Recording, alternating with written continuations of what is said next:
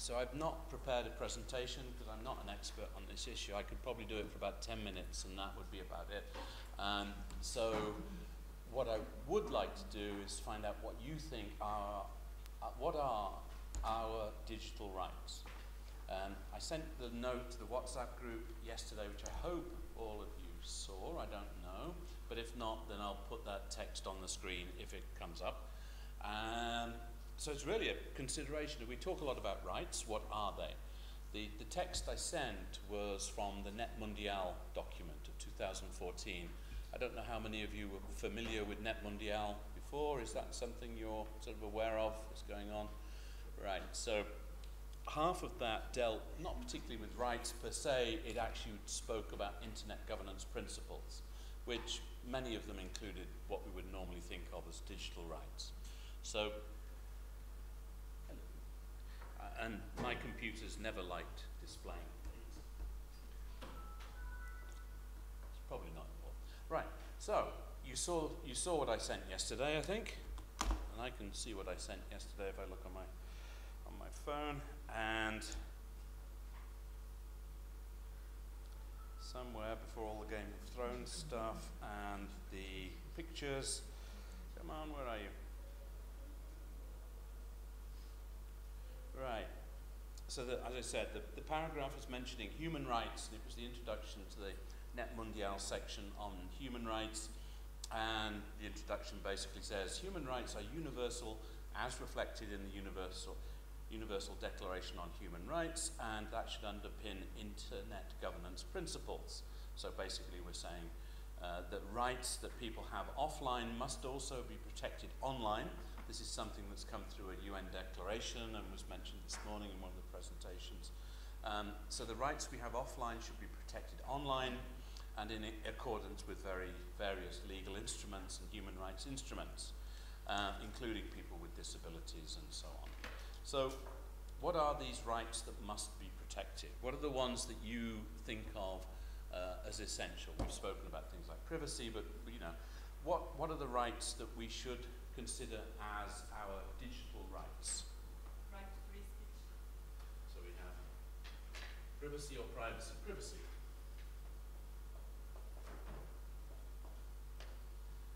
And if we make a list, then we can perhaps discuss them and talk about, are they under threat?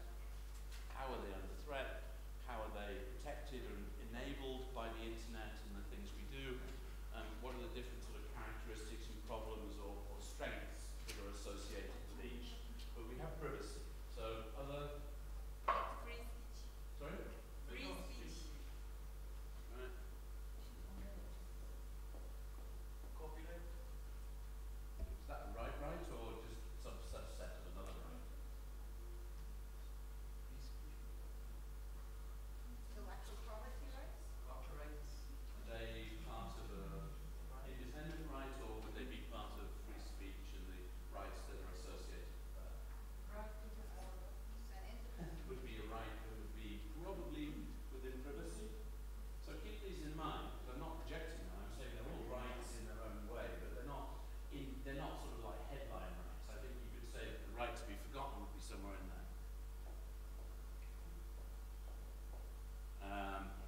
Access to information.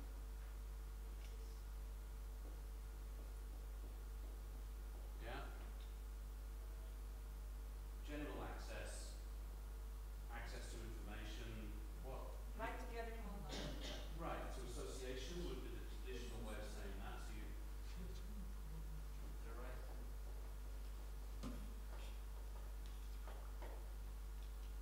The right to use, create, publish information. You're right, I'm just wondering where it goes.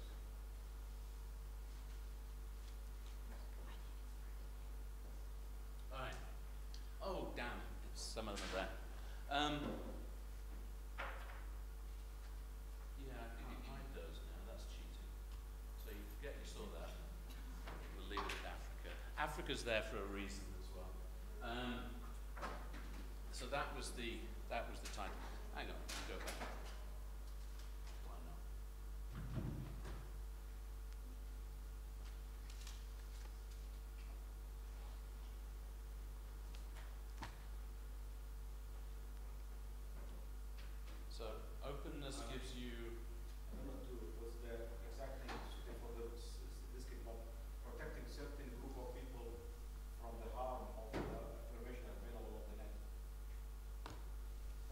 I'm sort of moving ahead of things, but that might be under protection of marginalised groups and groups at risk, perhaps.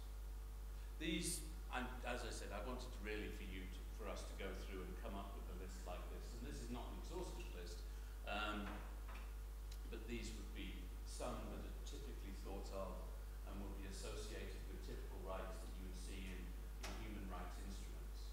So when we say that rights online should be the same as we have offline, these are some of them that would be typically there. So if you think about openness, if we go into a different way of looking at that, how would you think of openness? One of the founding sort of principles of the internet is principles of openness. Open innovation. Yeah, closely related to net neutrality and that we should like allow everyone the same access to the internet and should allow them the same access to information. So yeah, that it should be open to everyone the same thing. Right. So there should be no basic restrictions on how you can gain access. There's a very good example from Tim Berners-Lee, who, when you think about this notion of open innovation, which is something that the Internet Society talks about a lot, he said that when he created the World Wide Web, he didn't have to ask anybody's permission to do so. He created the protocols are hosted on various computers around the Internet. He didn't have to ask, he gave a very useful quote in the network neutrality discussion, which was basically, I didn't have to ask Vint Cerf's permission to allow the World Wide Web protocols and so on to be used over the internet. He only had to ask for one thing, and that was a port number, which comes back to uniqueness and the discussions we've had previously, but that's just tying in some other things that we talk about in internet governance. So, yeah. How does that differ from internet access? We talk about openness being accessing information. There's nothing issues. I see like it's very similar to internet access. I think it's maybe related to the infrastructure, like the availability of internet access to be like to have that at Arthur and Wi-Fi. I think it's more of the physical part of the accessibility. Doesn't that I think it's just a point of view. Access, which is like in terms of connectivity, it should not be a digital right, as in the United Nations, the human rights conventions, they call connectivity or access as a basic human right. It's not digital right. I personally think digital right should be when you are already online. So going to the cyberspace or to the digital world, there will be a basic human right, but it's not a digital right.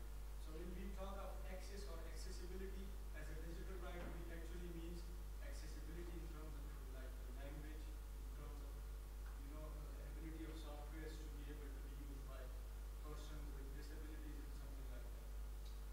Right, because I can see that. So digital rights differ from these other rights because they're the rights that you obtain or have once you're already online.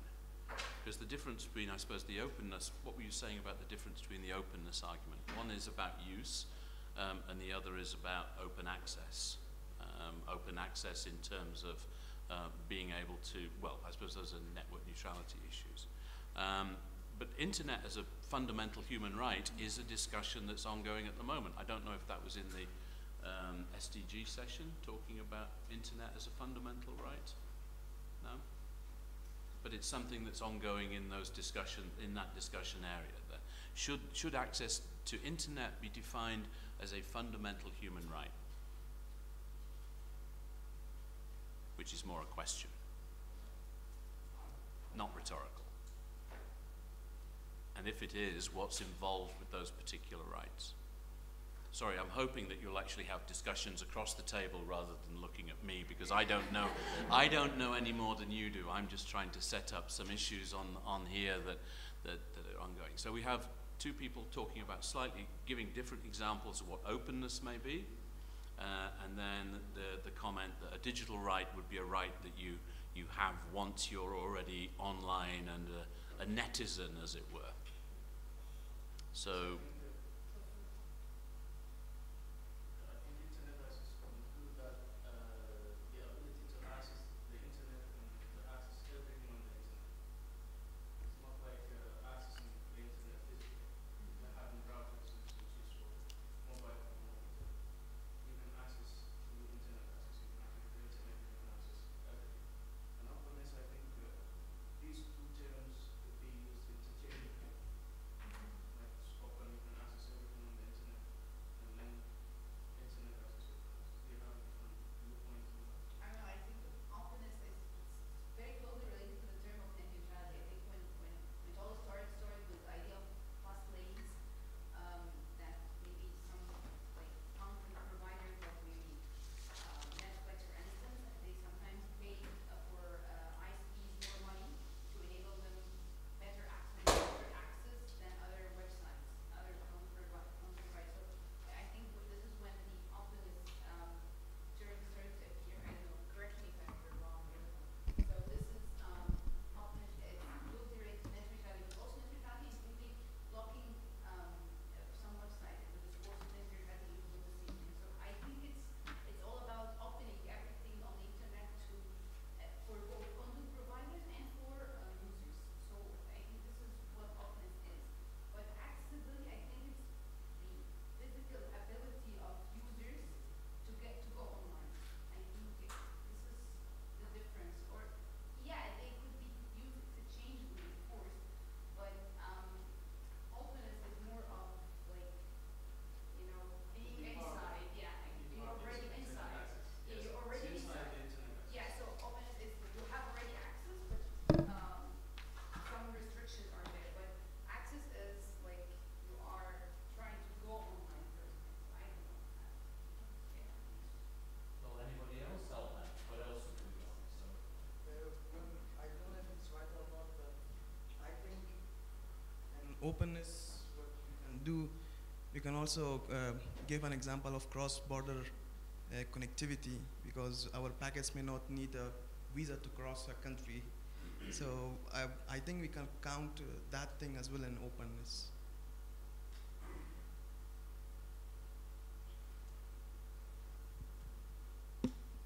Well, I'm agree with Mona because internet access and affordability is having internet and internet infrastructures like something like that.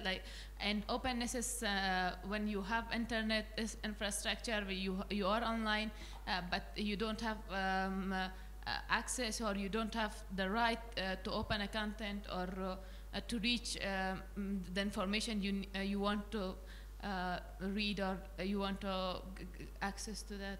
So yes, openness is more than the physical access. And internet access is can someone afford those needed infrastructures and the service, something like that. there's also open standards and the various things that underpin the internet that make it what it is. And Milton was making a point about fragmentation, that it's not necessarily that things are always blocked, it's that fundamentally you're able to do something. It's not necessarily about end-to-end communication. You don't have to have access to everything, but you have to think about what Milton said about that.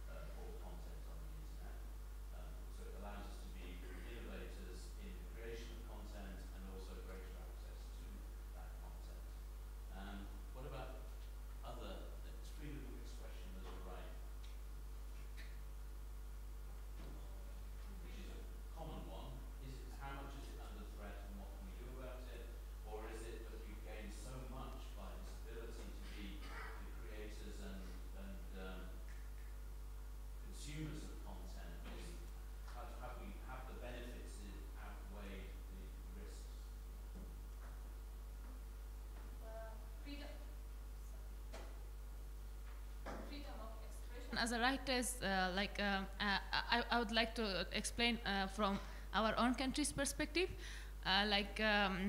There are some rights. One can express anything, their point of views to an extent that to that extent that cannot harm someone else's reputation or someone else's rights like that. But it differs from level to level and among people, because freedom of expression among journalists and politicians, at the first, they have to consider their some laws, as I mentioned before, that what they are going to say or what they are going to publish on internet, it shouldn't be something to harm someone else's reputation, someone else's name or personality, everything. And among common people, they can express, they can use internet as a voice. Maybe they can't tell anything in person among people, but they can write it on internet to express their thoughts and to convey what they want, or what they want to say to people or to the government or to anyone else.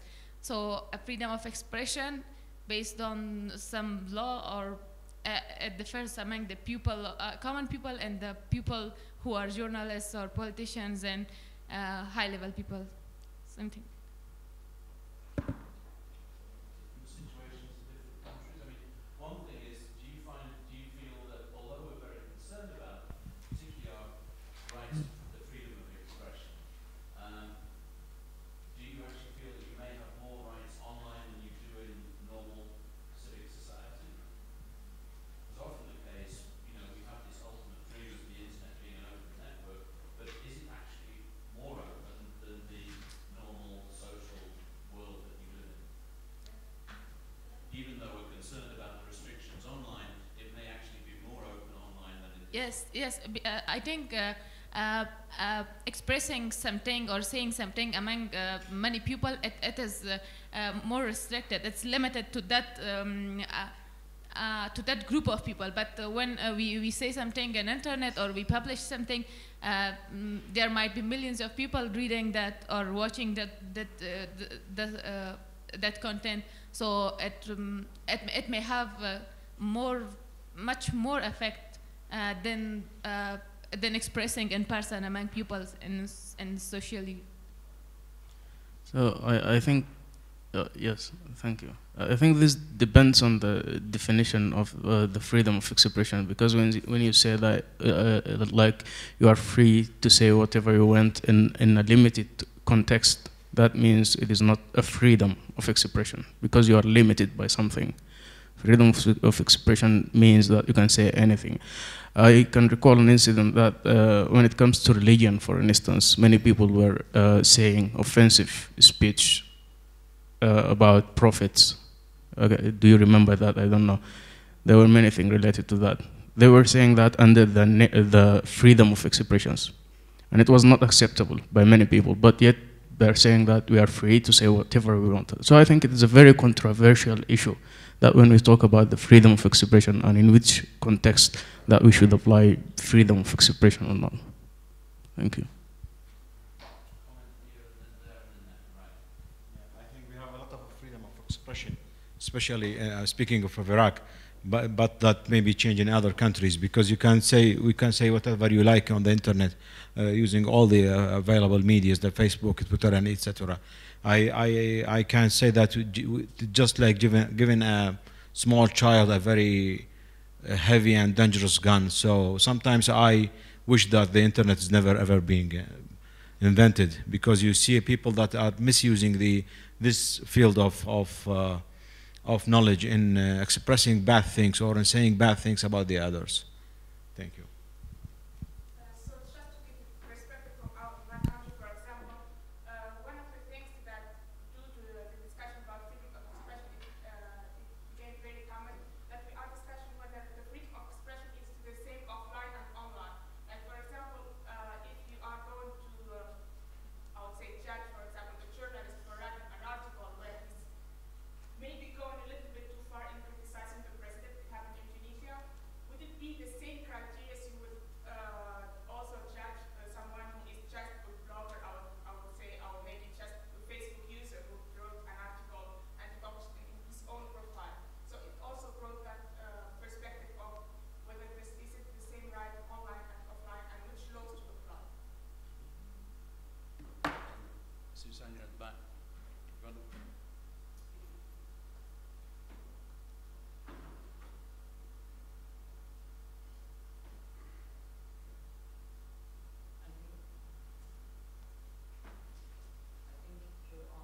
originally provided more freedom of expression, and like in countries where it's slightly new or less regulated, it does provide a more open space for free expression.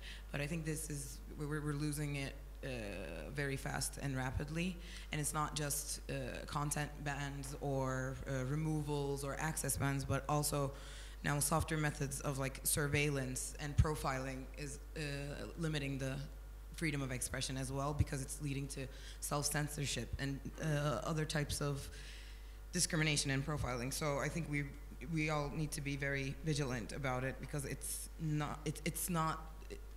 nothing to be taken for granted, and it's, like I said, in different regions it's still under attack, not just oppressive governments, but also in the Western governments as well. I think it's under attack.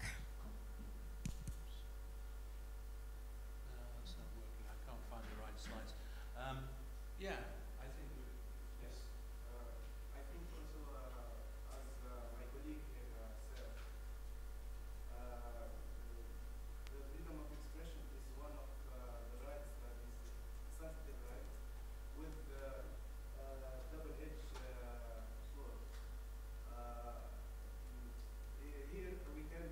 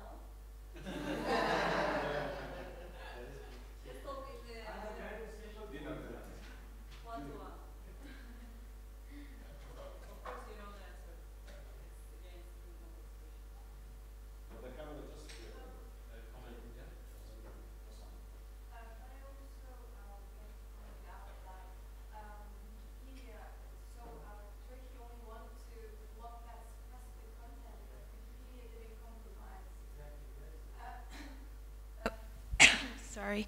But for example, in the case of Twitter, they are willing to compromise, they negotiate, and in Turkey you cannot reach some certain web pages on Twitter. But as Wikipedia defended that they're open source and they wouldn't allow such thing to happen. So I think it's not only the country, what countries want to do, but it's also about how content providers are reacting to it. I'm not defending what Turkish government is doing, but that's also another point. Actually, the Turkish government could have just blocked that particular content and that link, and then they didn't. They chose to block every language edition of Wikipedia. So what they normally do is it's the problem.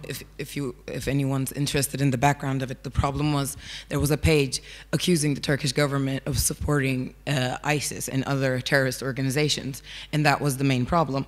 And normally when things like that happens, they block that particular content or that link. But since, I mean, as a punishment, they went on and blocked the whole website. So, and what's Twitter doing, and what, like, even Reddit is doing this. Like, they recently removed a whole section, a forum for Turkish LGBT individuals. So they're actually playing to their hands, and Facebook does it as well. And a lot, of course, this is not special to the Turkish government. A lot of governments do this.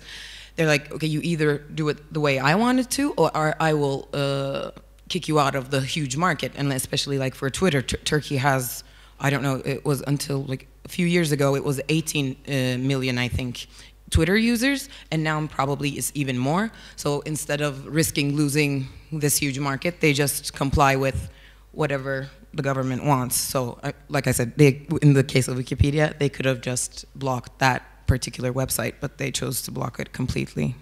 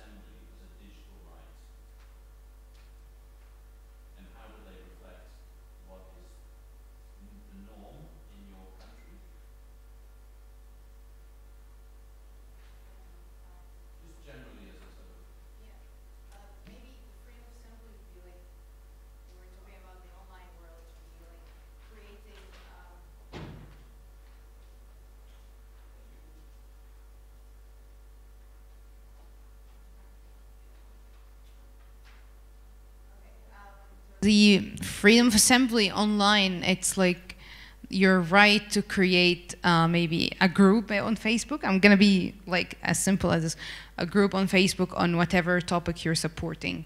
like you are pro or against maybe the regime, maybe you are something culturally not accepted, maybe. So even if you're going to create such a group, it's like, is it allowed? Maybe some even, I think it's allowed, but I think it's like people on your friends on Facebook or some whatever is gonna like be attacking you if you like, or maybe even gonna be arrested if you are in a very authoritarian regime. So yeah, like you're a member of the group like that, or maybe even if you like the page because you're supporting this whatever this page is saying, maybe you'll be like on the spot by the government or by the police or something. So yeah, it's like people should not be okay, I'm gonna put it on the Middle East kind of way. You shouldn't be arrested because of joining a Facebook group, and this has actually happened in some countries.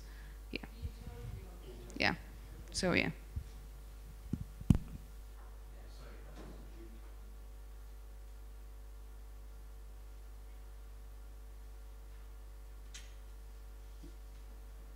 In my opinion, the right to assembly in case of demonstration varies depending on the country that the human resides in. For example, in some countries, due to the security issues, they have to register the demonstration, the assembly, if it's offline. I'm talking about demonstrations. For example, in Afghanistan, when people demonstrate, they have to register to the government because the security situation is not good. Anything could happen. So the forces have to take care of the security, and that's the thing. Demonstration is not prohibited. It's not prohibited, and they can express their opinion about anything. If it's related to a government issue or related to another issue, they can express it. And about the rights of assembly online, according to my country, maybe it's because the government solely wants to follow the rights and principles of United Nations and the human rights. There is no prohibition on the rights of assembly online. There hasn't been any case of arresting people for joining Facebook groups or WhatsApp groups or expressing their ideas on the social media. Or maybe it's because of the lack of expertise that they cannot catch the people. I think that reason for demanding that demonstrations and particular public events are registered is to allow the police to protect them or clear the traffic or whatever. It's not unusual, but they are also ways to control, of course, depending on the particular regime. And again, you could see about the United Kingdom, sometimes if they know it's a peaceful looking group of primary school teachers, they're probably not too worried about it.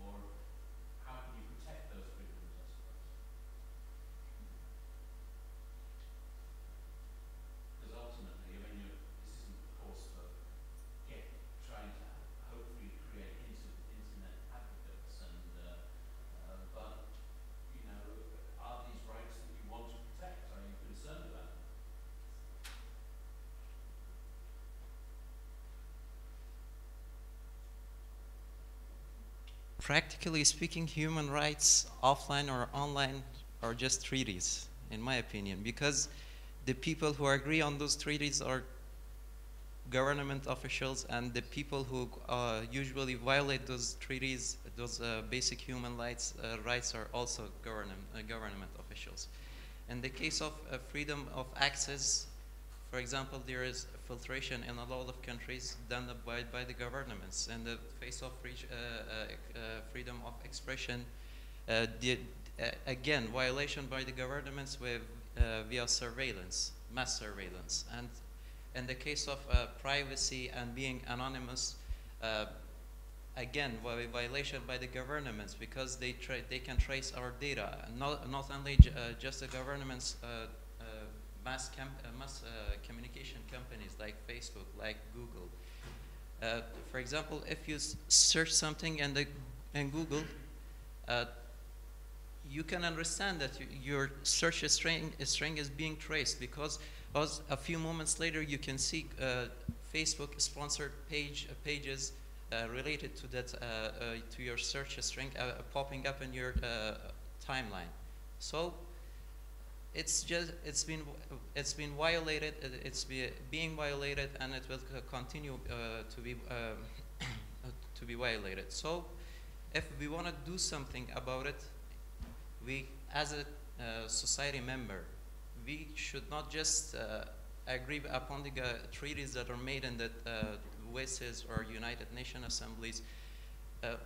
We should demand, okay, you agreed upon something, so start deploying it. Start with the government of your own country. Question the government that if you agreed on this topic, then why aren't you deploying that specific content that you agreed upon?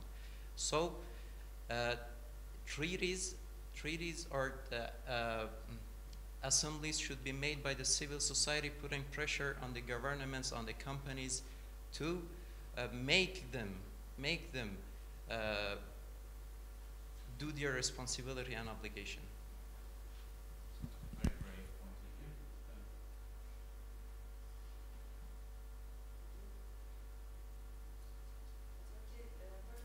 of view. Fight European Convention on Human Rights.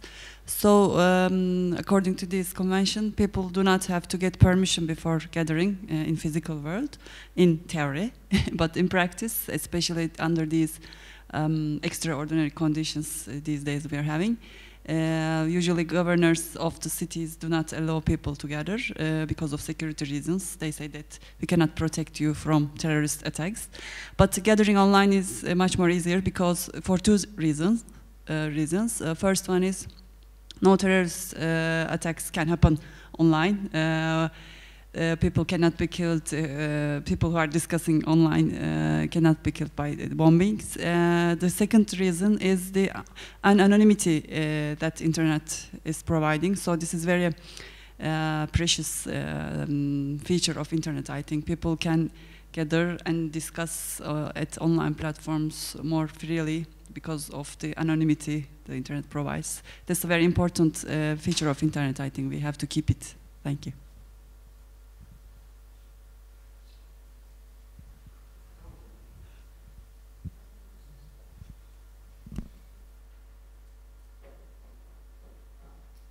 First of all, I definitely agree with both of my friends about it, and I'm glad Cezanne brought up anonymity, because I think that's precisely the thing that's under attack, not just in Turkey, and globally, because mass surveillance literally means you don't have anonymity. Even if they don't have your name and surname, they're tracing where you're going and what type of sites you're visiting, and when they want to, they can easily connect it to a particular individual or person.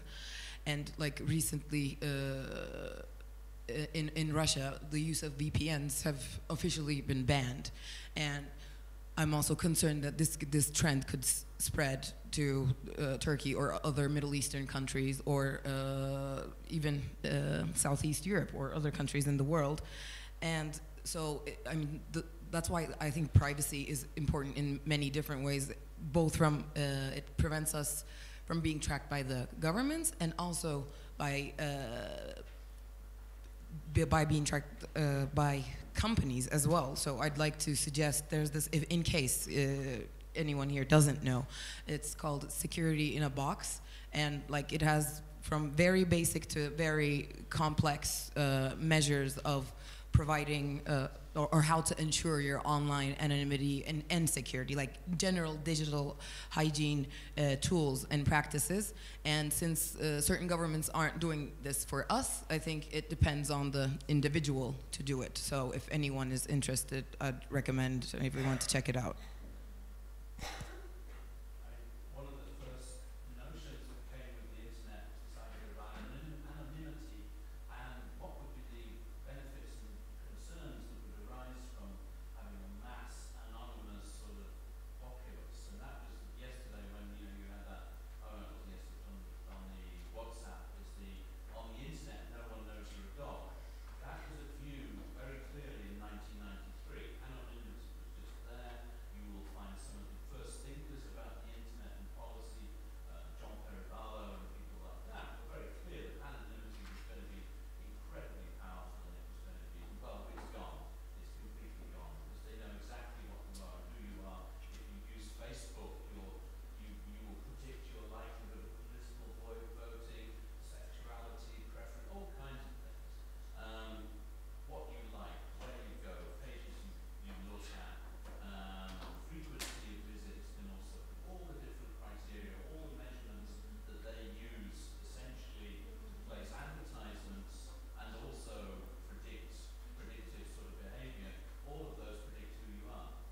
And then it gets down to the locational things. One of the earliest studies on that was the New York Times, and they found some anonymous data. This would be going back to about 2000.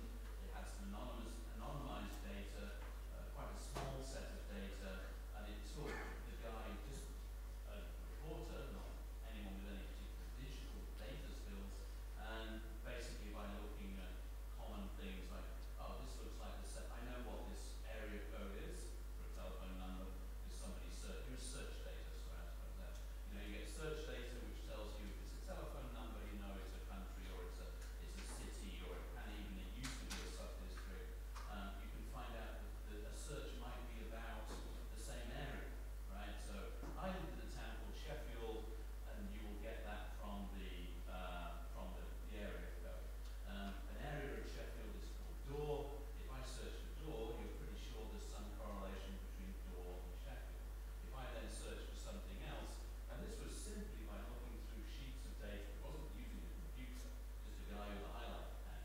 And he found a woman and went and knocked on her door within about 36 hours. It was a day and a half. And was finding out things that she was very interesting. She was a person in about her 50s. She had a lot of elderly friends. So she was doing all kinds of online searches for people who were then in their 60s and 70s. This is going back about 2000. So there was some very revealing medical data. Conditions that people have in their 60s and 70s, and what are their concerns about their future. And just from basically a printout, so no digital analysis, nothing even as clever as Excel. So yeah, anonymity is a bit dead.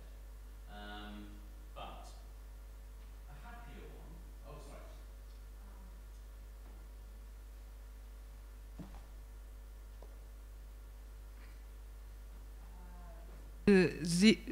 Zygmunt Bauman is a sociologist, and he works about surveillance.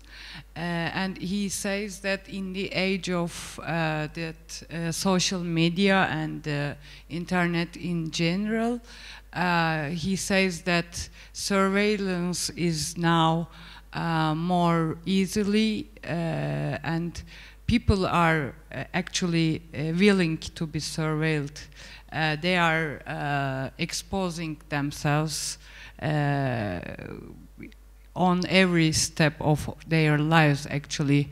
Whenever you buy something online, or whenever you reserve a ticket to go somewhere or something, all of these data are collected, and now anonymity is totally lost, I guess. Just the opposite, as Bauman says. I agree, but it's an interesting change that the initial concept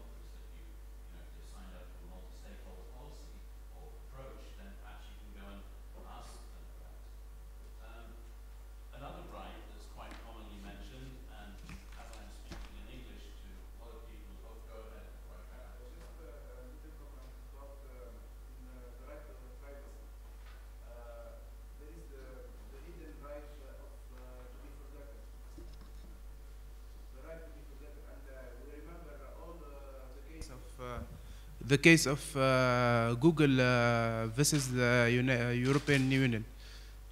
And so maybe I want to bring that on the table and maybe debate about it. As for me, for a right to be forgotten is essential.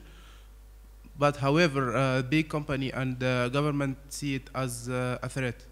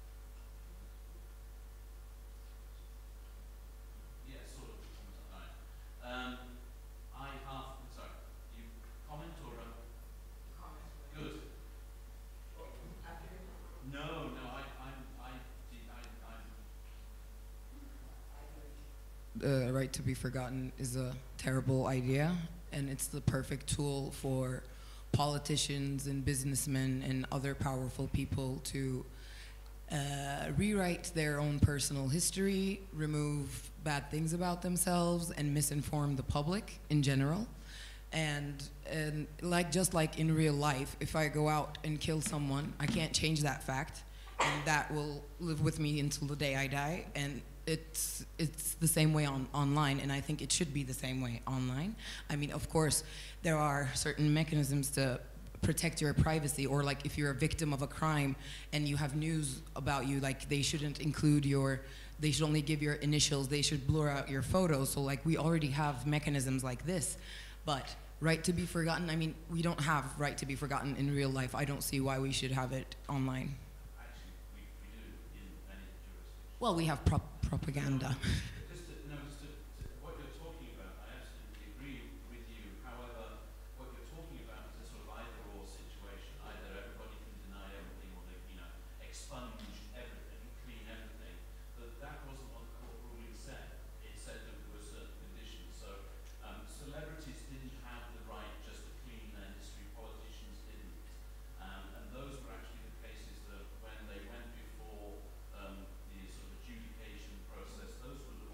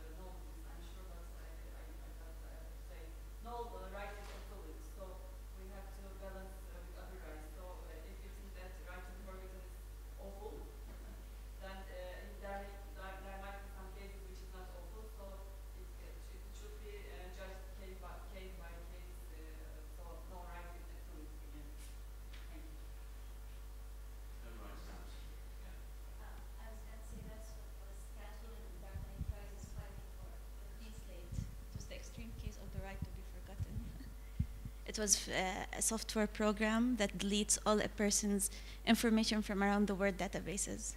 So it's the extreme case of the right to be forgotten. Doesn't Facebook promise that, or don't some of the online media promise that if you leave, they will expunge all your After a while. I want to say something apart from the right to be forgotten, but it's somehow related to that. The moment I know we agree to that when we log into or sign up with Facebook and other social media websites, the moment you click your you made any click from your camera, it is up to the Facebook, and they are asking you that whether you are wanting to upload that or not. I think that is also one of the rights to be separated with that. They are all accessing our device, actually, the Facebook. I'm just starting towards the Facebook only. But I think that is not right. They are accessing all our other features of the mobile phone. Right, it's intrusive, cookies and things like that are a whole other layer of surveillance, I suppose. Other rights, so I was saying, I'm speaking in English to an audience that predominantly using English in your second or third or fourth languages. So there is cultural and linguistic diversity as a right, and how can we extend that online? What are the things we can do? I mean, at the technical level, we talk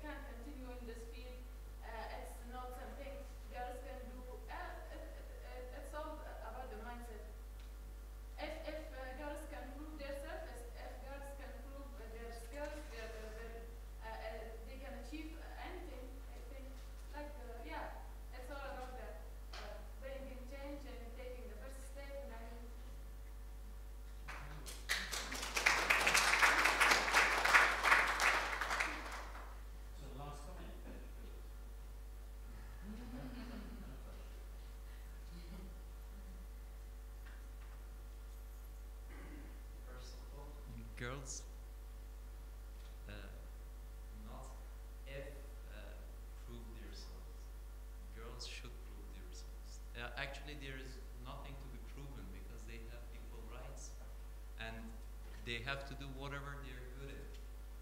And according about the situation in Afghanistan, where the girls either can go to a school or university or not, that's dependent on two things. Let me shed light to it. First of all, it's dependent on the culture of the family. Some families allow, some families doesn't. So they have to change their mindset. They have to change their own idea. And the other one is because of the situation. In some places, there are terrorist organizations that they threaten the life of those. So if your life is in danger and you cannot leave leave your place, so how can you get education? So as a member of the society, not only the military or the police of that country should not take action towards those, but every member of the society should feel responsible towards this. That's my comment. Because in my opinion, there is nothing to be proven. If a boy or a man can do something, a woman can do it as well. And there is no division. When I joined this company that I'm currently working, the boss said, you're going to be a programmer. I said yes. He said, I have never hired a female in this department. So will you can? Are you sure? I said, yeah, of course I'm sure. This is nothing. Like I'm sitting in front of a laptop and doing code. He was like, he has some dilemma to hire me. And then I really tried hard to prove, and even I found many solutions to many projects that boys couldn't do that.